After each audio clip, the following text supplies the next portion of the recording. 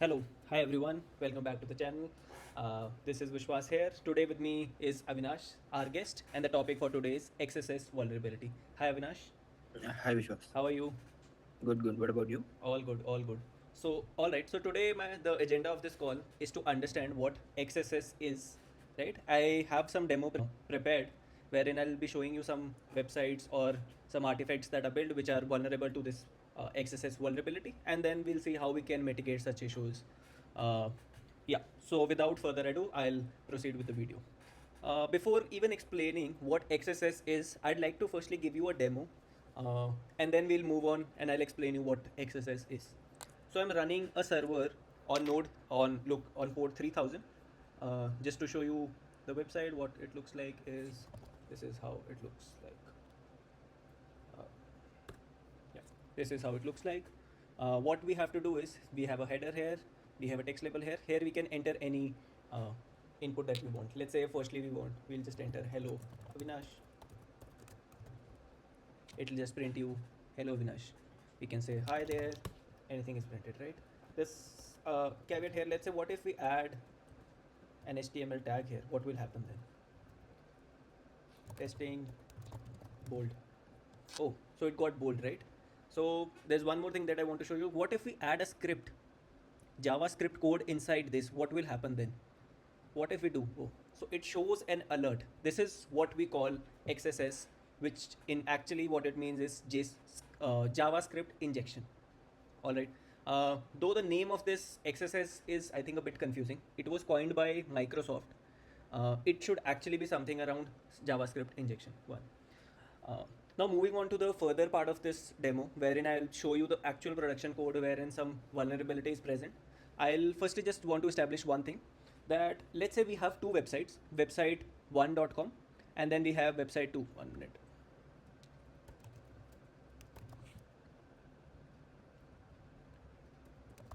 We have two websites, website1.com and website2.com. Now there's a concept in browser called SOP, which is same origin policy, as in the resources on a browser like cookies can be shared on the basis of three things. One, if the website that we are trying to access has the same protocol, in our case it is HTTPS, which is same in both the cases, and the host name should be same. In this it is website1.com and website2.com, which is different. The port is 80. On the HTTPS by default port is 80. So since this is different, it will not share the cookies. All right, this is one concept of web browser which is there. Now on top of this, all the further understandings are built.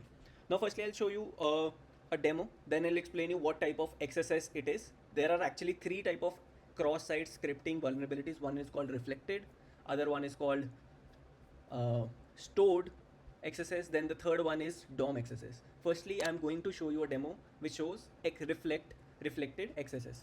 I'll tell you why it is called reflected, what is stored and everything. Firstly, I'll just give you a brief demo of the application that I've built. 1 minute.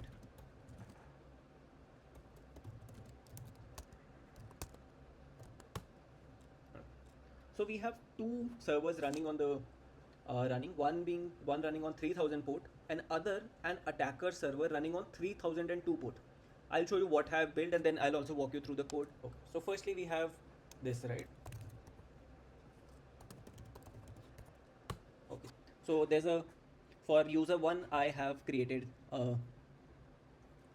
I have already created an account wherein the account and login and everything is there. Now I'll just check. I'll just show you one thing, that for this user that is there, there's a cookie that is being stored called connect.sid. This is the token session which is valid for 15 minutes, which tells you the identity of this user that we have logged in.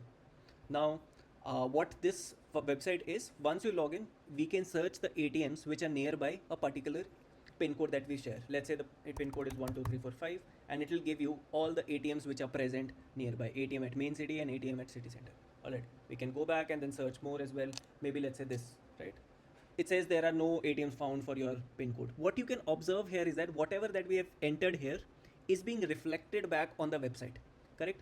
That is why it is called reflected cross-site scripting, the vulnerability. Now I'll show you why there is a vulnerability here. This is the session which is there. Now, moving on. Let's say I will just show you maybe alert, right?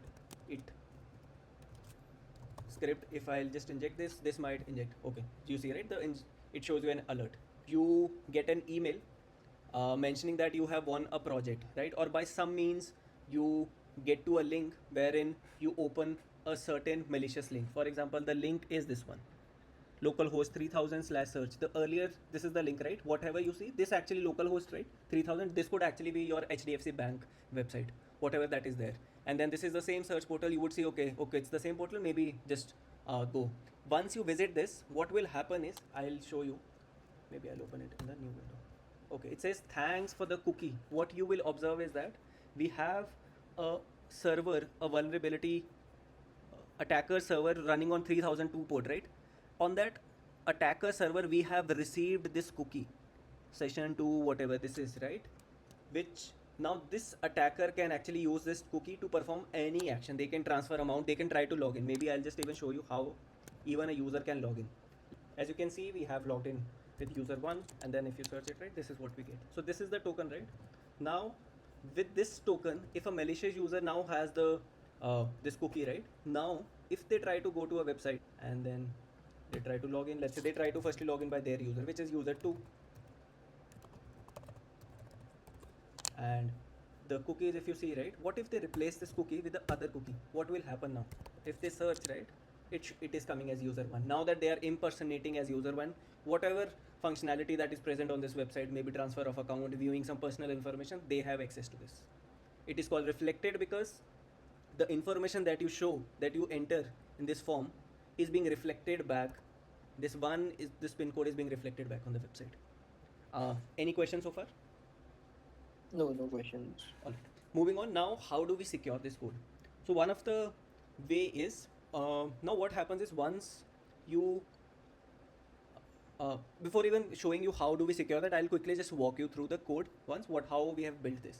So this is the application that we have created, node server created over Express. It has some APIs exposed. One of them is login. This returns you the login HTML page that you see with username and password. Once you click on the login button, go to this API, which is login. The method is post with all the username and password, and then it returns the session token. Once this is there, then it redirects to the get search, which will give you the search HTML, wherein you can provide the pin code. Once the pin code is there, once you provide the pin code, there is an API which is called this search with the pin code as the parameter. Here we check, have we provided the pin code or not? If we have, we will just return the new, we'll return the search.html, which is here, which will give you, coming back. If the pin code is not there, then we return the search.html, which would be the first case once you log in. But once you provide a pin code, this is the code which will be executed, which will show you, okay, showing ATMs for this pin code, and whatever relevant pin codes are there, they will, that are being shown. And the bottom, we are just showing the logout button. This is the page that is being shown. Now, how do we secure this? Coming on to the second part of this. So there, what if the pin code which is present, right, which is being passed by the user, what if we validate that? Instead of directly sending it to the browser and rendering it, we could sanitize that, right? Let's say script, right? We could remove the script tags which are present in that pin code. That could be one way. There are some other inbuilt already functions that are available which could be used and to sanitize the input. For example, I have created a code wherein reflected is being resolved. Yeah. So what do we do here is, there are multiple ways to do that. There are some already inbuilt functions, and then you could also build it on your own. For example, the pin code function that I show you. So there is a validation result which is there, which is an inbuilt function provided by Express itself. It validates whatever the input is valid or not. In that case, it should not be a script or some other malicious tags which could be entered by the user. The information that could be provided, and it has some own validations that are there. I won't go into the details as such, but then this is how you validate it. Then there are other functions that are also there. There is an escape HTML which is provided. Then there's another function that I have created, sanitize input. What it does is, it just does find some particular input or characters that are present in the input, and it just replaces that. For example, in the script, this tag would be there, right, at the start. I'm just replacing it with this. Similarly, some other thing. This can also be done. If I run this, I'll just quickly run this and then show you what if this would have been running. Then how the vulnerability is being resolved.